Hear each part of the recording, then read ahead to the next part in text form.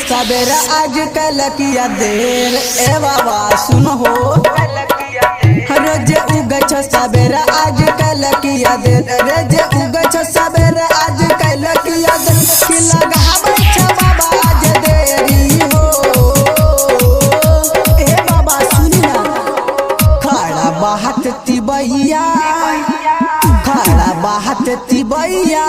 लेके हाथे अरग के कटोरी हो खड़ा बाहत तिबैया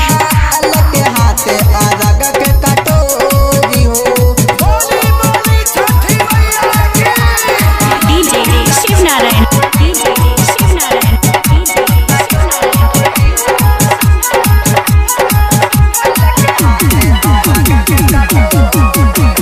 डीजे शिवनारायण डीजे शिवनारायण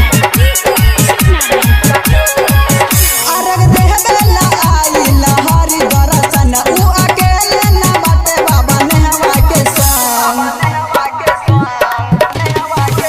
अरग देहबेला आई लहरी दरसन उ अकेले ना बाटे बाबा नेहवा के संग सूरज आई सबर के छोटू पिया अहिन के सुपदौरा के संग उके ढेरी हो खड़ा बाहट तिबैया खड़ा बाहट तिबैया हाथ हाथे अरग के कटोरी हो खड़ा बाहट तिबैया हाथ लेके अरग के कटोरी हो।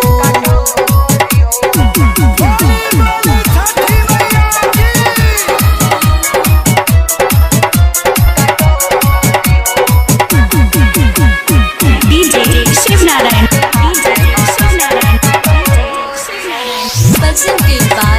PLP Music, Amarpur.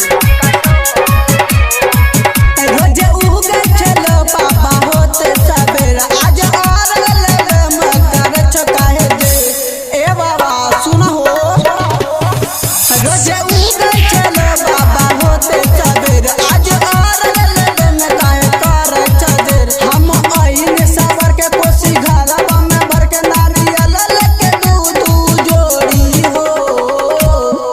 खड़ा बाहट तिबैया खड़ा बाहट तिबैया लेके हाथे अरग के कटोरी हो खड़ा बाहट तिबैया लेके हाथे अरग के कटोरी हो। DJ Shivnarayan DJ Shivnarayan Music by Badal Lahakan. DJ Shivnarayan DJ Shivnarayan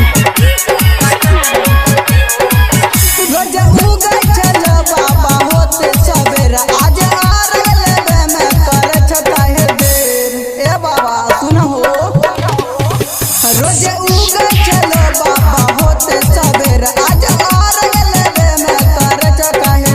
दीपक दीवाना जी आइले संगे दूधा वाले आइले अब ना करी बाबा छोटू देरी हो खड़ा बाहट तिबैया खड़ा बाहट तिबैया लेके हाथे अरग के कटो